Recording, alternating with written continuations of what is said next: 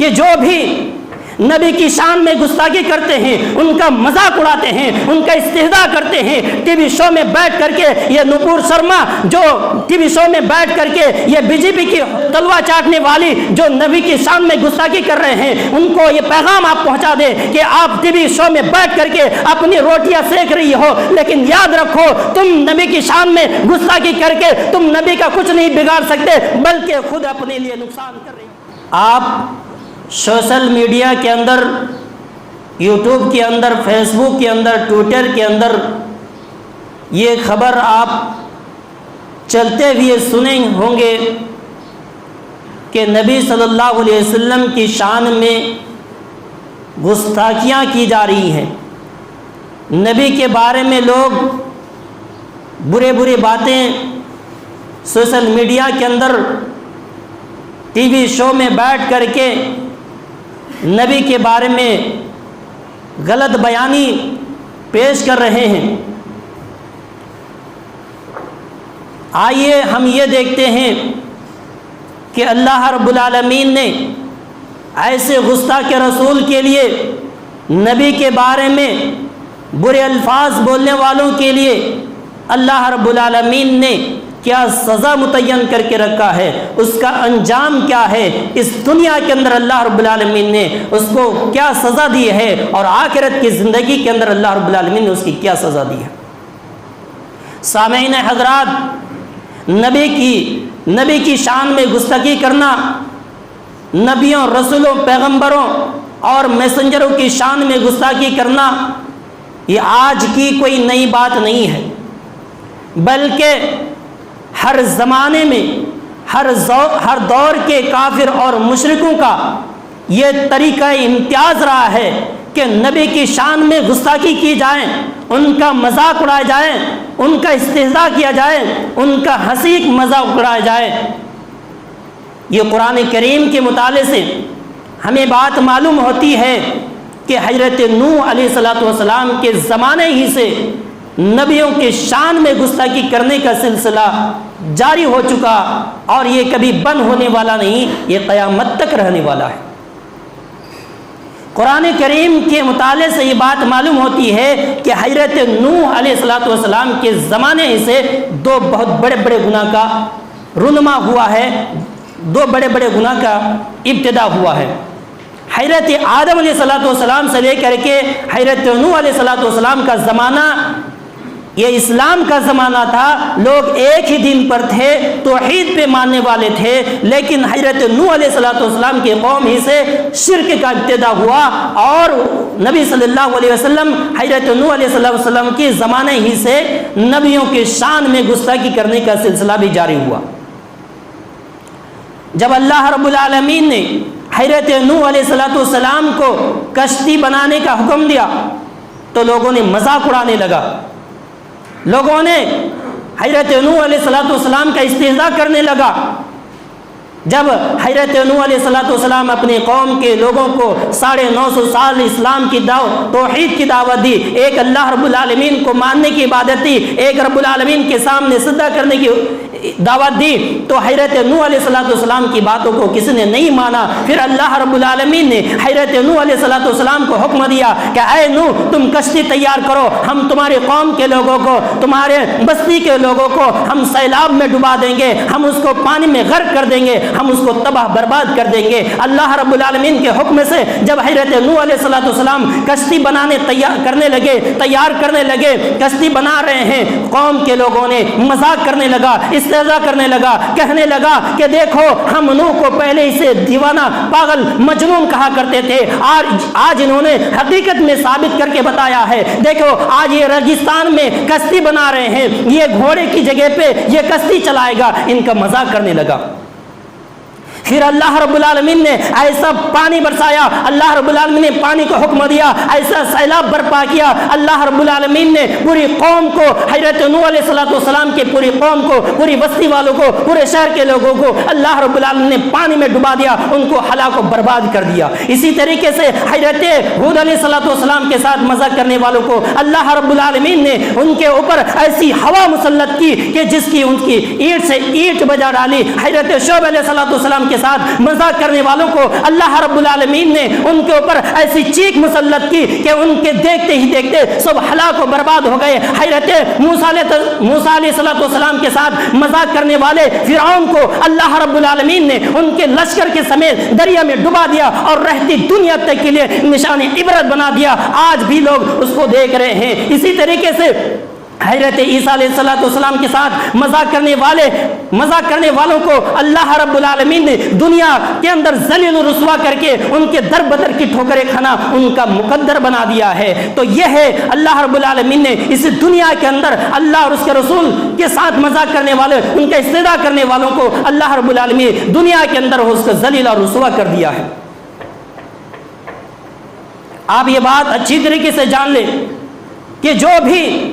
نبی کی شان میں گستاخی کرتے ہیں، ان کا مذاق اڑاتے ہیں، ان کا استہزاء کرتے ہیں، ٹی وی شو میں بیٹھ کر کے یہ نپور شرما جو ٹی وی شو میں بیٹھ کر کے یہ بی جے پی کی تلوا چاٹنے والی جو نبی کی شان میں گستاخی کر رہے ہیں، ان کو یہ پیغام آپ پہنچا دیں کہ آپ ٹی وی شو میں بیٹھ کر کے اپنی روٹیاں سیک رہی ہو، لیکن یاد رکھو تم نبی کی شان میں گستاخی کر کے تم نبی کا کچھ نہیں بگاڑ سکتے، بلکہ خود اپنے لیے نقصان کر رہے ہو، کیونکہ یہ رب العالمین کا وعدہ ہے کہ جو بھی نبی کی شان میں گستاخی کرے گا اللہ رب العالمین اس دنیا کے اندر اس کو ذلیل رسوا کر دے گا، اور آخرت کی زندگی میں اللہ رب العالمین اس کو مزہ چکھائے گا۔ اللہ رب العالمین یہ وعدہ کرتا ہے، اللہ رب العالمین یہ اعلان کرتا ہے کہ جو بھی نبی کی شان میں گستاخی کرے گا ہم اس کو نہیں چھوڑیں گے۔ ان الذین یؤذون اللہ ورسولہ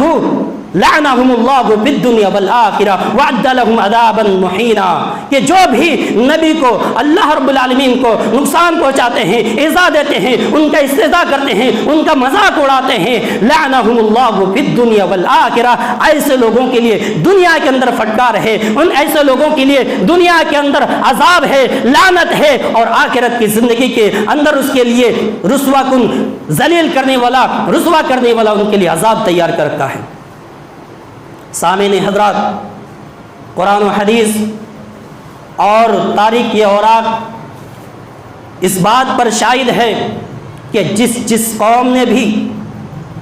جس شخص نے بھی نبی کی شان میں گستاخی کرنے کا ارادہ کیا، نبی کی شان میں استہزاء کیا،